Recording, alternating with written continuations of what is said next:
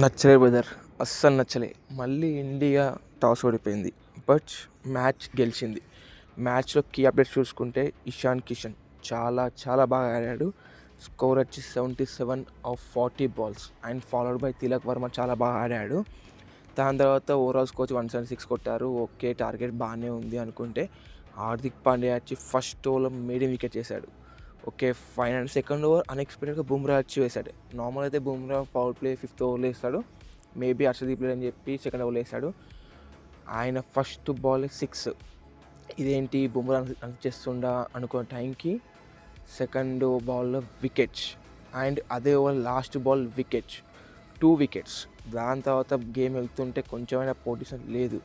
లాస్ట్కి చూస్తే 97 for 9. నేను డిసప్పాయింట్ ఎందుకు అయ్యా అంటే 100కి ఆల్ అవుట్ చేస్తే బాగుంటుండే. కానీ బెస్ట్ థింగ్ ఏంటంటే తిలక్ వర్మకి వికెట్ వచ్చింది. తిలక్ వర్మకి 1 వికెట్ వచ్చింది, కానీ రావాల్సిన 2 వికెట్స్. ఇంకో వికెట్ అనేది క్యాచ్ డ్రాప్ అయ్యింది, దట్స్ ఫైన్.